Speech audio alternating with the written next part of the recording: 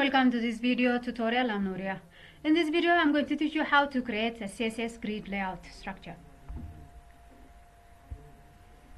I have already created the HTML structure with a grid container and 4 items inside the grid. I have applied a minimal CSS style for this structure. Let's see how it looks like without creating the grid effect. Next, I want to show you how we can style the grid. The first thing I will do is set the display to grid. Then I want to create a 2-column grid with a specific dimension. To do that, I'm going to use the grid template columns. There are 3 ways of setting the dimension of grid items. One, using fixed dimension, which is pixel. The second, using percentage. And the third is using fraction. I will show you the 3 of them with an example. This will create a 2-column grid with each 200 pixel wide. I also want to set the minimum height of the grid to 800 pixels. And a border, of course, to see how far it extends.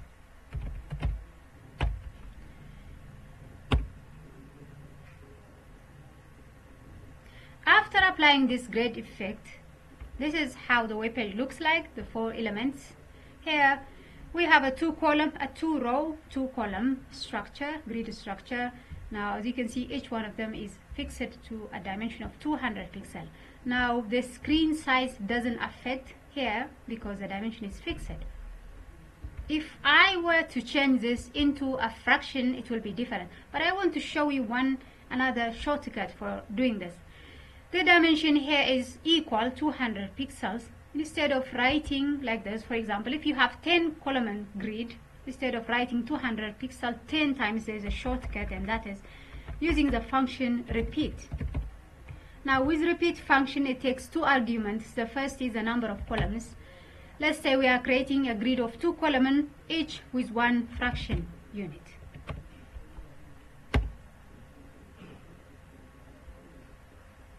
Now, what happens when we set the dimension to fraction? Resizing the screen into larger makes each item grow, and when the screen is smaller, the items shrink. So this shows us that the fraction dimension is not a fixed size. When it comes to setting the dimension of grid elements, I want to show you the third type, that is percentage.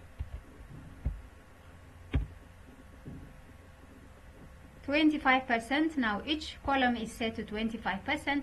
Of course, expanding the screen size will have a little effect, but it doesn't grow as in fraction.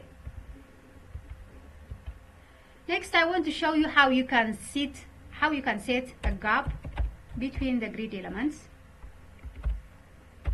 This will set the gap between rows and columns to 10 pixels.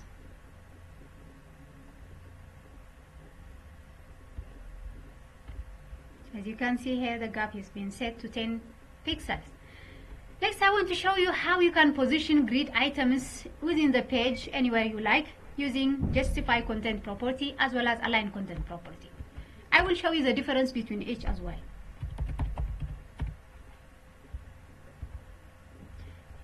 Setting the justify content to center, this will position the grid items horizontally centered. Now, if you want it to be centered vertically as well, you have to use align content property. Setting the align content to center, this will make all the grid items to be centered horizontally with a justify content and vertically with a align content. Now, if I were to set the align content to start, the entire grid elements will go to the top. They are centered still horizontally but not vertically. You can also position all the grid items at the bottom of the grid. To do that, we can use the align content property or using flex in.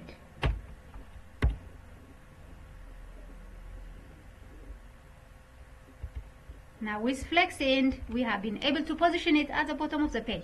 You can also use the justify content to position it to the right or the left of the page. To do that, I will write here, for example, right. This will position all the grid items to the right. By changing this one to left, this will position it to the left.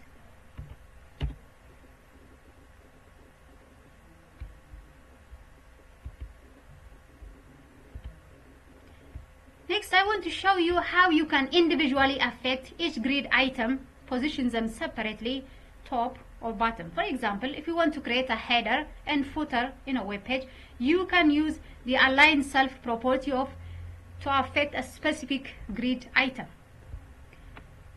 To do that, for example, the first item is a header, so I want to apply here align self property and set it to start. But only setting this one to start is not enough. Let me show you why. This has, of course, separated the header, but not outside the grid. Within the grid, it has positioned it to the start. But what I want is to turn this one into the header of the page. To do that, I am going to use CSS positioning property. So setting the position property to absolute, this will make that grid item to be separated from the grid structure, and then it can be positioned to the start of the page. Now, as you can see, the width of the header is not taking the whole space. To do that, we can handle it using the width. Setting the width to 100%, this will change. I also want to set the footer, which is the fourth item. I will apply the same CSS styling, positioning, absolute,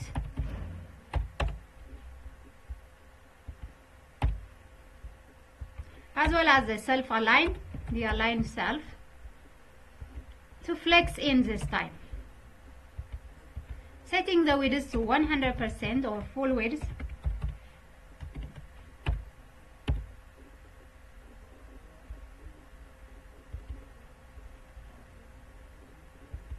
Now, as you can see, we have created the header and footer. The main content is still positioned at the bottom. Now we have to center it. To do that, I'm going to change the align content setting from flex in to center.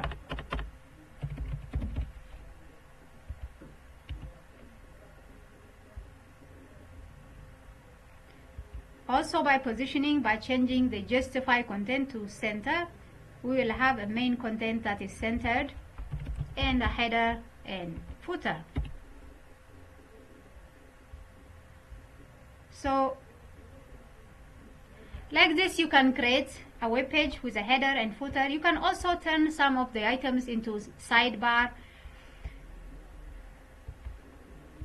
With that said, the last thing I want to show you is how you can make this web page responsive.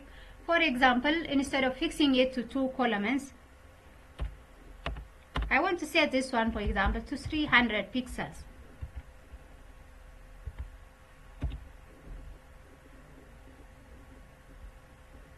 Now, when we resize this page, as you can see, part of it is not seen. Using the AutoFit property here to determine the column number automatically as the page size changes, and also using the min max to set the dimension, for example, minimum 200 pixels, and if the page size is larger, to automatically fill it. With this, let's run and see how the page becomes responsive.